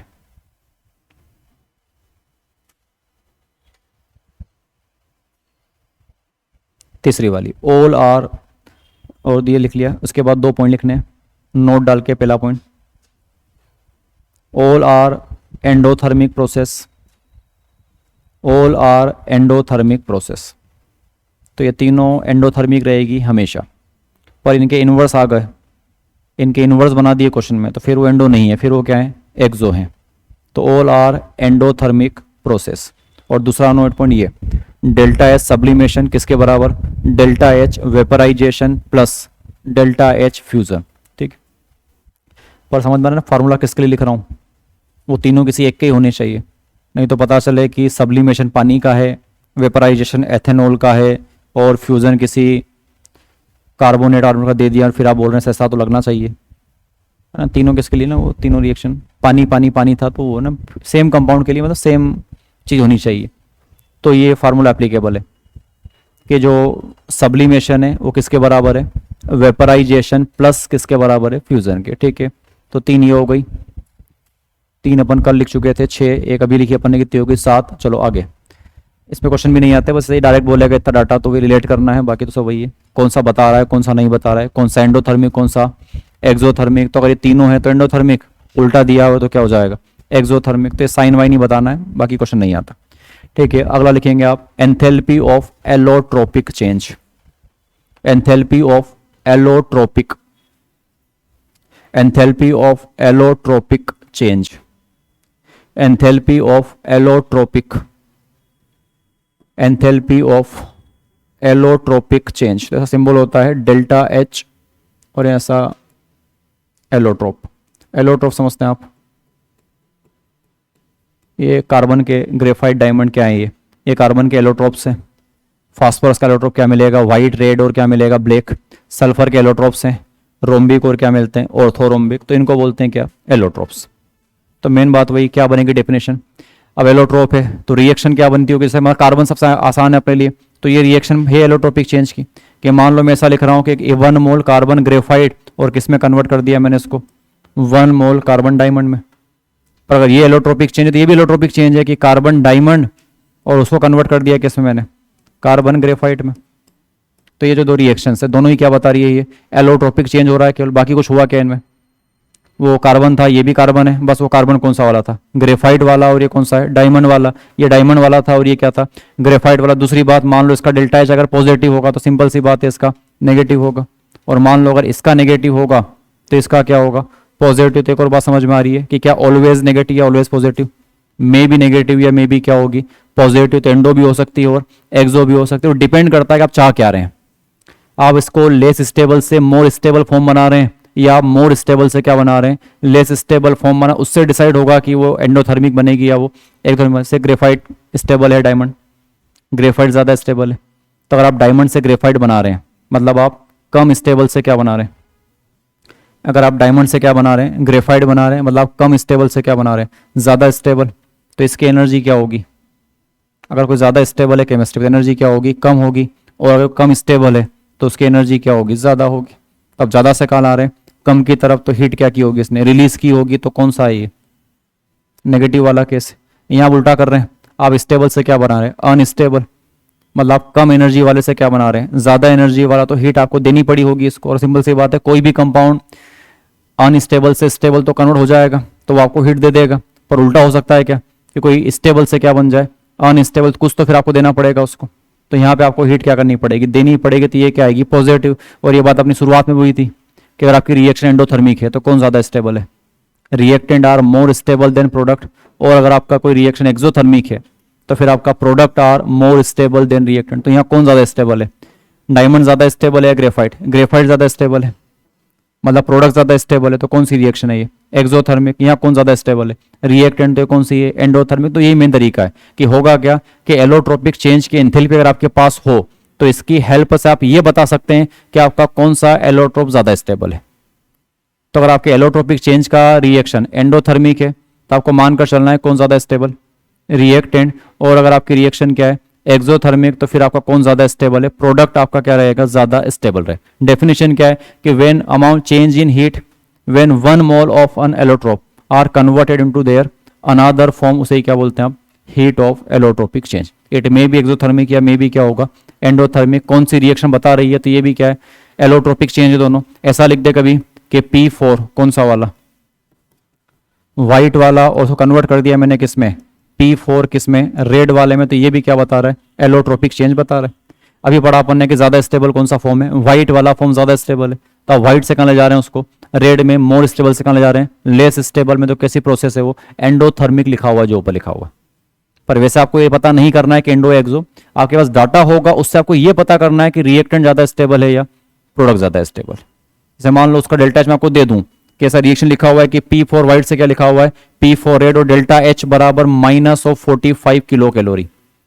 और फिर आपसे नीचे पूछेगा ऑप्शन में कि white phosphorus are more stable than red phosphorus, red phosphorus are more stable than white phosphorus, both are equally stable और अनप्रेडिक्टेबल। तो आंसर क्या आएगा, डेल्टा एच किसमें लिखा हुआ है, माइनस में। तो उसका साफ मतलब है कि ज्यादा स्टेबल कौन है, प्रोडक्ट।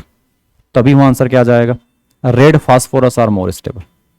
जनरली क्या होता है, व्हाइट फास्फोरस। तो वैसे तो डाटा वही देगा, पर फिर भी देखो डाटा जो दिया हुआ आपको उसके साथ जाना है।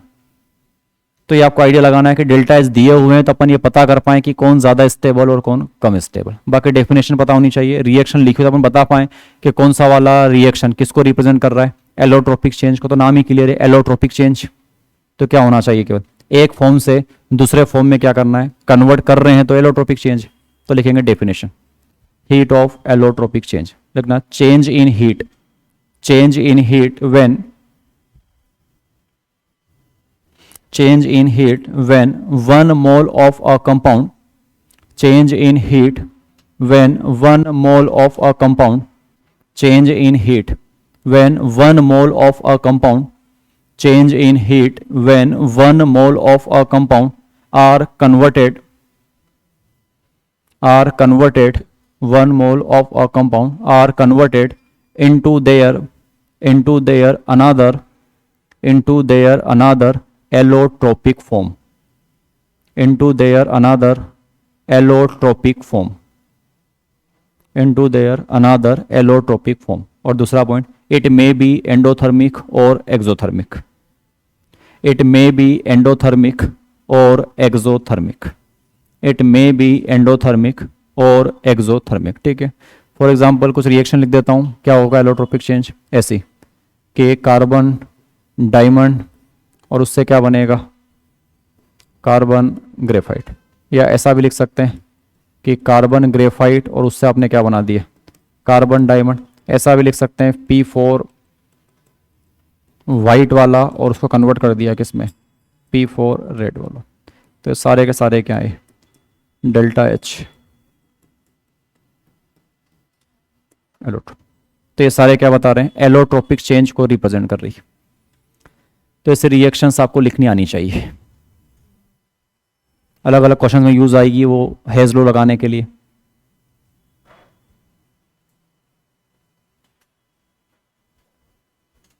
तो होता क्या है एलोट्रोपिक चेंज, तो ऐसा।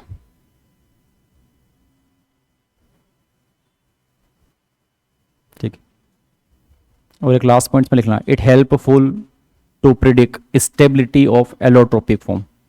It helpful to predict thermodynamic stability. It help to predict thermodynamic stability of allotropes. It help to predict thermodynamic stability of allotropes. ठीक है, बाकी अब ये तो नहीं लिखवाऊँ ना कि कौन ज़्यादा स्टेबल कौन कम स्टेबल, इस शुरुआत में लिखवाया मैंने आपको कि रिएक्शन अगर एंडोथर्मिक है तो रिएक्टेंट्स आर मोर स्टेबल, और अगर आपकी रिएक्शन एक्सोथर्मिक है तो फिर आपके प्रोडक्ट आर मोर स्टेबल। तो उससे ही पता चलेगा कि कौन ज़्यादा स्टेबल और कौन कम स्टेबल। ठीक है, ऐसे क्वेश्चन भी आएंगे, सिंपल सी एडिशन लिखी रहेगी, डेल्टा एच लिख कर देगा। जनरली क्वेश्चन चलेगा ग्रेफाइट का और डायमंड का, तो कुछ पता ना भी हो तब भी टिक करके जरूर आना कि कौन ज़्यादा स्टेबल, ग्रेफाइट ज़्यादा स्टेबल, क्योंकि 99% तो वही आएगा क्वेश्चन। रेयर कभी 1% डाटाबेस बातें चल रही है तो चेंज कर दे, वो अलग बात है, बाकी 99 तो वही आएगा। ठीक है, तो क्वेश्चन लिखेंगे, according to following reaction, according to following reaction, according to following reaction which statement are correct, according to following reaction which statement are correct. और ये रिएक्शन लिखना, कार्बन ग्रेफाइट, एरो लगा के इधर लिखना कार्बन डायमंड, और साथ में इसका डेल्टा एच लिखना plus of 35 kilo calorie, according to following reaction which statement are correct. तो कार्बन ग्रेफाइट कन्वर्ट हुआ किसमें, कार्बन डायमंड में, और इसका डेल्टा एच कितना है, प्लस ऑफ 35 किलो कैलोरी। पहला option, graphite are thermodynamically more stable than diamond. Graphite are thermodynamically more stable than diamond. ठीक, दूसरा वाला, graphite are thermodynamically less stable than diamond. Graphite are thermodynamically less stable than diamond. तीसरा, both are equally stable, both are equally stable.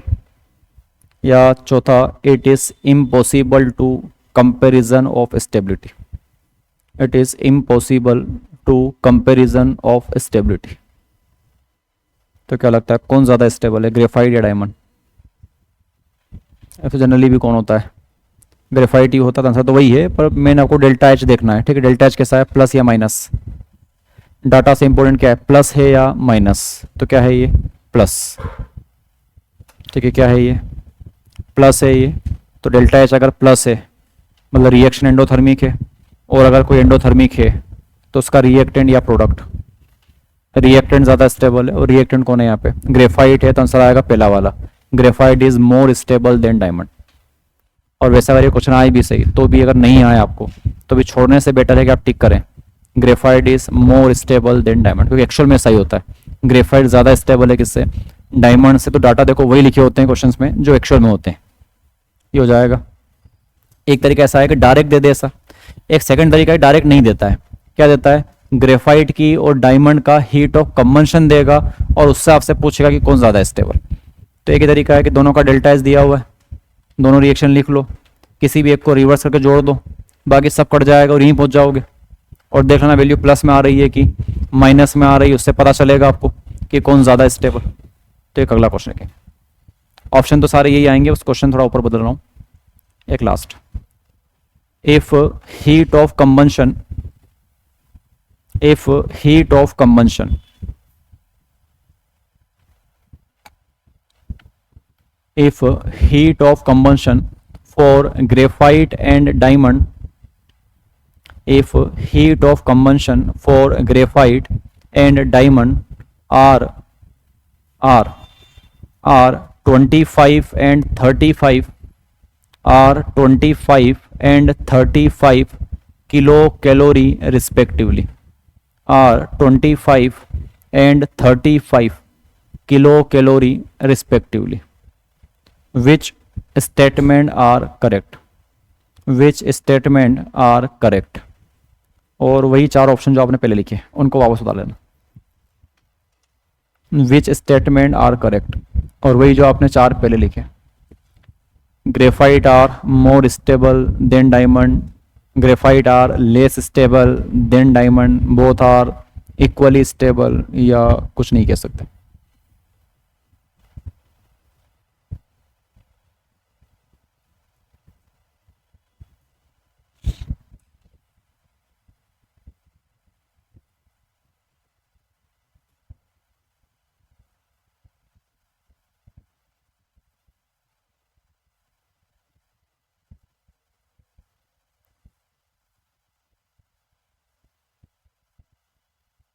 कौन ज़्यादा stable, graphite या diamond?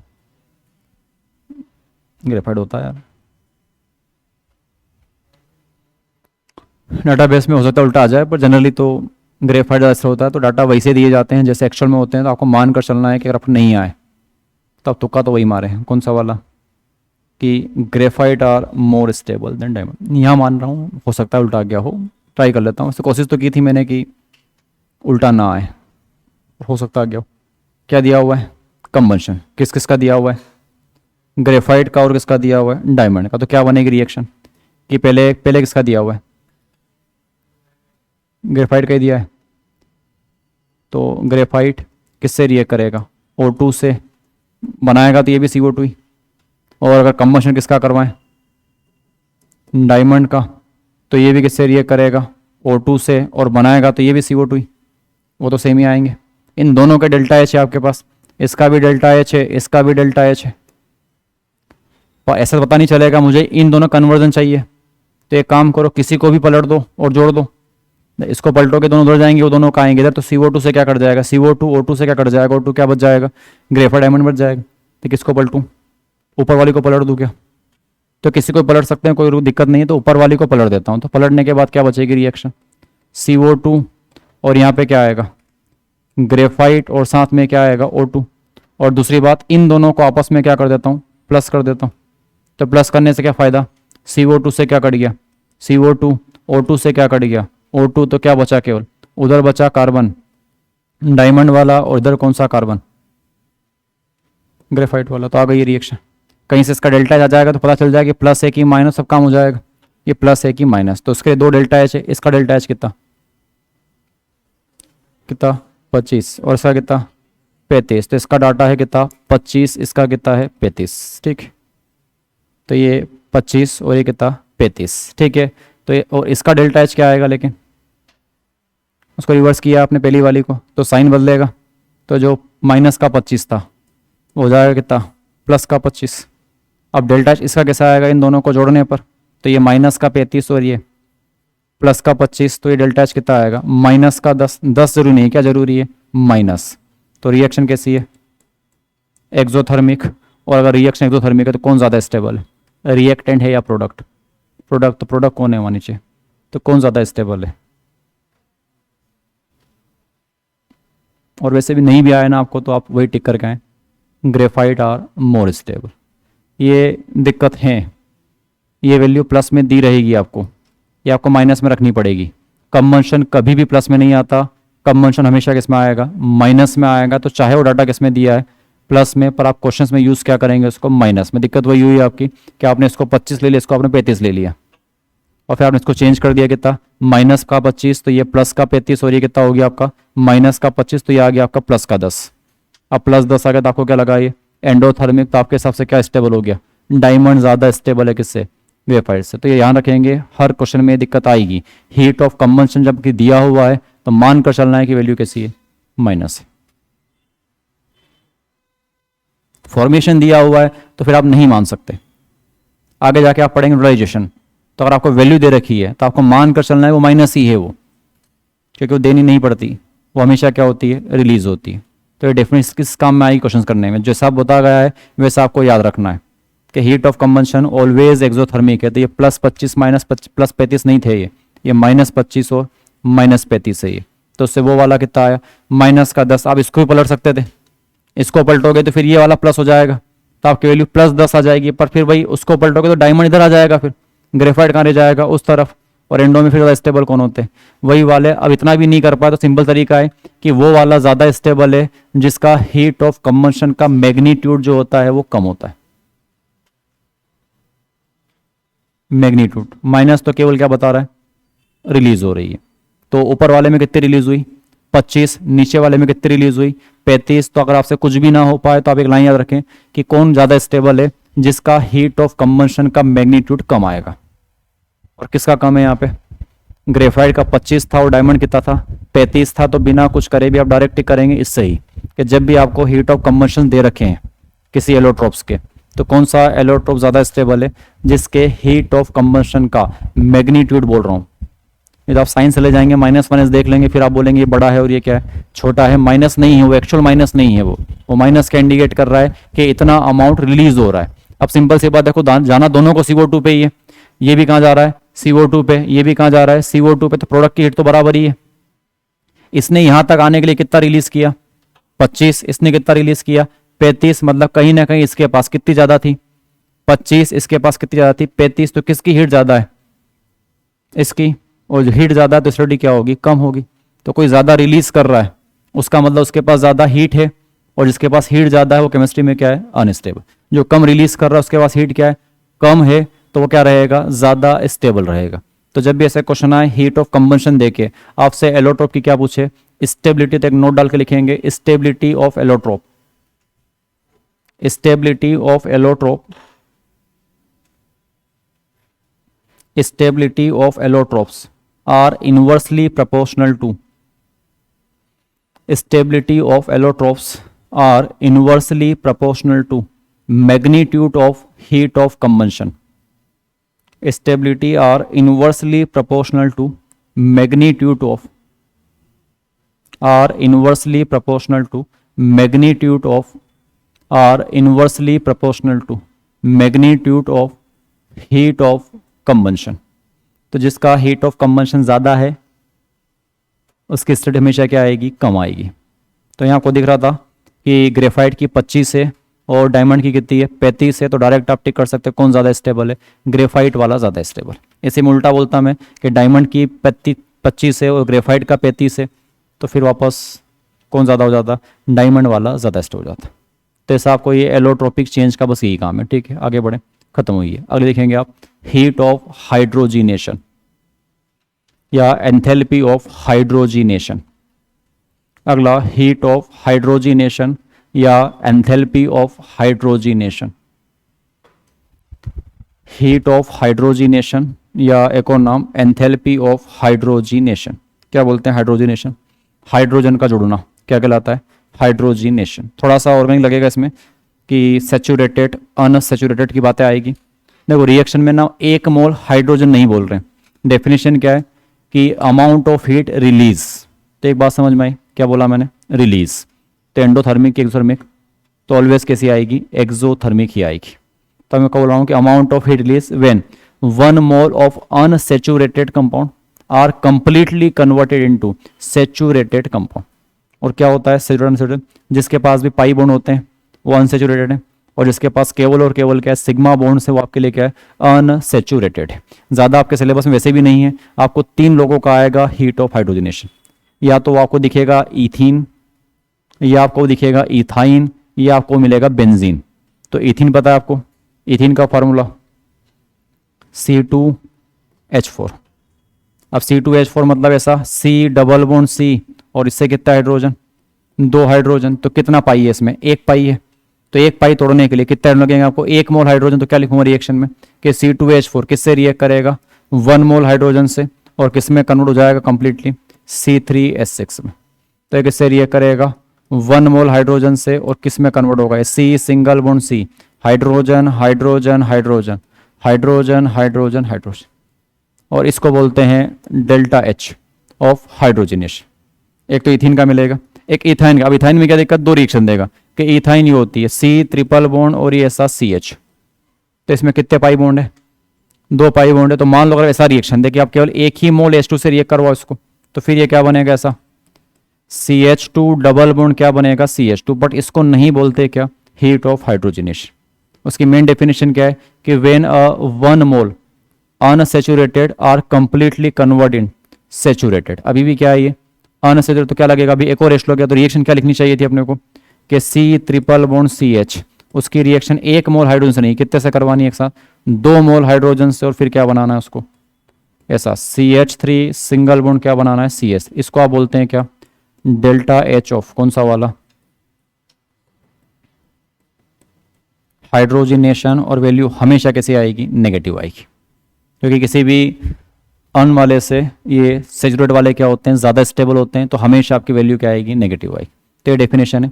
दो तो ये दिखेगा, एक इथीन दिखेगा और एक क्या मिलेगा, इथाइन, और एक मिलेगा आपको बेंजीन। तो बेंजीन पता आपको, तो एक तीसरी रिएक्शन कि बेंजीन का हाइड्रोजनेशन। तो बेंजीन में कितने पाई बॉन्ड है, 3 पाई बॉन्ड, तो कितने मोल H2 लगेगा, 3 मोल H2। और किस में कन्वर्ट हो जाएगा, ये कंप्लीटली कन्वर्ट करना है किसमें, साइक्लोहेक्सेन में।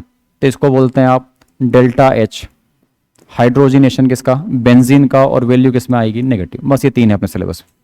बाकी अदर कोई रिएक्शन आएगी भी नहीं, बट डेफिनेट याद रखनी है आपको। अब इसमें क्या पूछेगा, आपसे बोलेगा कि बेंजीन का हीट ऑफ हाइड्रोजनेशन मान लो है अपना माइनस का 600 किलो कैलोरी, कितना है, माइनस का 600 किलो के। फिर आपसे पूछेगा when a 2 gram of hydrogen are react with benzene and produce cyclohexane, then amount of heat liberated.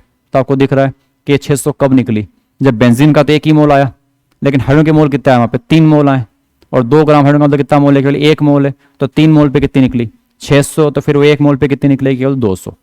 Benzene में ही कर दे कि मान लो 78 ग्राम होती है बेंजीन का पर मोल, आपसे बोल 39 ग्राम, तो 1 मोल पे कितनी निकल रही है वो, 600। तो 39 मतलब आधा मोल ही रिएक्ट किया है, तो 600 का आधा कितना आएगा, 300। बस यही काम है रिएक्शंस की। यहाँ आपको दिख रहा है कि जैसे ये आपको दिख रहा है कि 1 मोल C2H6, तो 12 का डबल कितना, 24, 24 और 4 कितना, 28। तो इसका मोलर मास कितना है, 28 ग्राम। तो जब ये 28 ग्राम रिएक्ट करेगा, तो यहाँ जो भी डेल्टा एच दिया है, मान लो डेल्टा एच दिया हुआ है माइनस का 200, तो 28 ग्राम रिएक्ट करने पे कितनी आएगी, माइनस 200। तो आपसे बोल दे कि 7 ग्राम पे कितनी आएगी, तो 28 एक्चुअल में क्या है, 1/4 है 7 जो है 28 का क्या है, 1/4। अमाउंट भी कितना आएगा, 1/4 आएगा। तो माइनस का 200 नहीं, कितना आएगा, माइनस का 50। तो हर बार चलेगा ऐसे क्वेश्चन। पर मेन काम क्या है, क्या आप वो रिएक्शन लिख पाएंगे। किसी का भी हाइड्रोजन लिखना है तो क्या करना है, अनसैचुरेटेड किसमें कन्वर्ट करना है, सैचुरेटेड में, और कंप्लीटली करना है। फिर हाइड्रोजन का 1 मोल लगे तो भी ठीक, 2 मोल लगे तब भी ठीक, और अगर आवश्यकता हो तो कितने मोल लगे, 3 मोल भी लग रहा है तो भी ठीक। आप ऐसा कर रहे हैं कि बीच में केवल 1 मोल H2 जोड़ के वापस पाई बचा दिया आपने, तो फिर वो नहीं कहलाता क्या, हीट ऑफ हाइड्रोजनेशन। तो ऐसे रिएक्शंस आएगी, पहचानने को बोलेगा कि कौन सी रिएक्शन प्रेजेंट कर रही है, कौन सी रिप्रेजेंट नहीं कर रही है, तो सारा आपको देखना पड़ेगा। तो डेफिनेशन है किसकी, हीट ऑफ हाइड्रोजनेशन की। तो लिखना definition, amount of heat release, heat of hydrogenation, amount of heat release, amount of heat released when, amount of heat released when 1 mole of unsaturated compound, amount of heat released when 1 mole of unsaturated compound are react with 1 mole of unsaturated compound are react with excess of hydrogen, are react with excess of hydrogen, or react with excess of hydrogen, or react with excess of hydrogen, or react with excess of hydrogen and converted into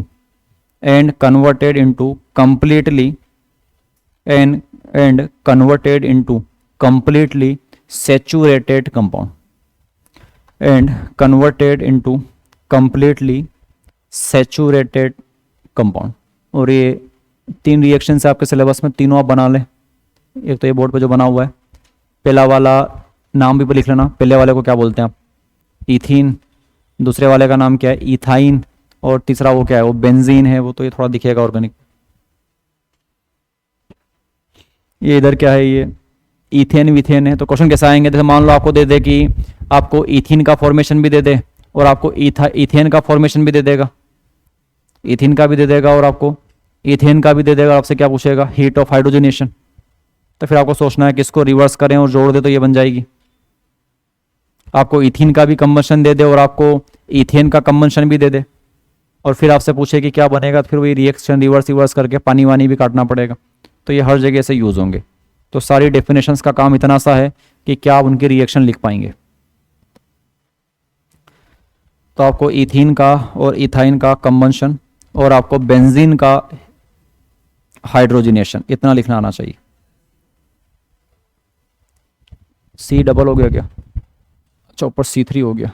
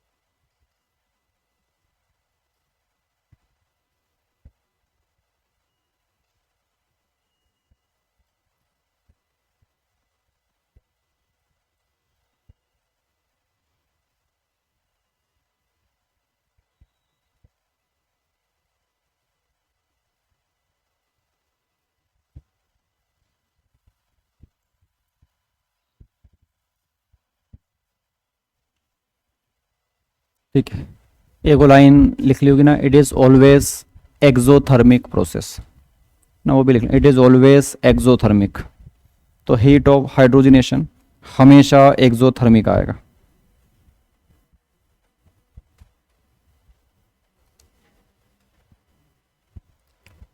heat of hydrogenation always exothermic question, ठीक। तो ये always exothermic है, ठीक। दूसरी बात, अब इसमें कैसे क्वेश्चन आ सकता है कि 2-3 का कंबंशन दे दे और आपसे क्या पूछ ले, हीट ऑफ हाइड्रोजनेशन। 1-2 का फॉर्मेशन देकर भी आपसे क्या पूछ सकता है, हीट ऑफ हाइड्रोजनेशन आपको पूछ सकता है ना। और फॉर्मेशन में देखो, अब हाइड्रोजन का फॉर्मेशन होता ही नहीं है तो वो आएगी नहीं। तो मान लो ये रिएक्शन बनानी तो कितने के फॉर्मेशन लगेंगे इसमें, इसका इसका और इसका। पर ये तो कभी बनाते हैं, चलो ये भी कुछ बनाते हैं, पर क्या कभी बनाते हैं, इसका तो जीरो ही आता है, इसकी रिक्वायरमेंट नहीं लगेगी अपने को। पर कंबंशन तो इसका भी हो सकता है, इसका भी हो सकता है और इसका भी हो सकता है। तो कंबंशन तीनों का देगा आपको और फिर आपसे पूछेगा इसका क्या, हाइड्रोजनेशन। तो फिर आपको ये बनानी पड़ेगी, वो तीनों भी आपको लिखनी पड़ेगी। फिर सोचना है किसको रिवर्स करें, किसको एज इट इज लें, किसको मल्टीप्लाई करें। तो क्वेश्चन लिखना, if heat of combustion, if heat of combustion, if heat of combustion, if heat of combustion for, if heat of combustion for C2H6, C2H2 and H2 and H2 and H2 and H2 are and H2 are and H2 are and H2 are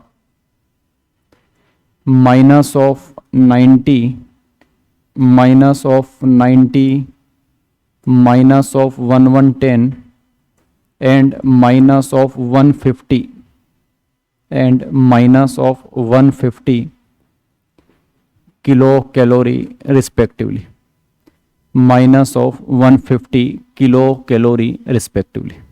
Then find out heat of hydrogenation, then find out heat of hydrogenation of C2H2, then find out heat of hydrogenation of C2H2। तो क्या लगता है आपको C2H2 का heat of hydrogenation क्या आएगा? तो पहले तो इन तीनों का कंबंशन लिखें आप, इन तीनों के कंबंशन के बाद वो हीट ऑफ क्या लिखें, हाइड्रोजन लिखें। फिर देखना किसको रिवर्स करना पड़ेगा, किसको एज इट इज, किसको मल्टीप्लाई।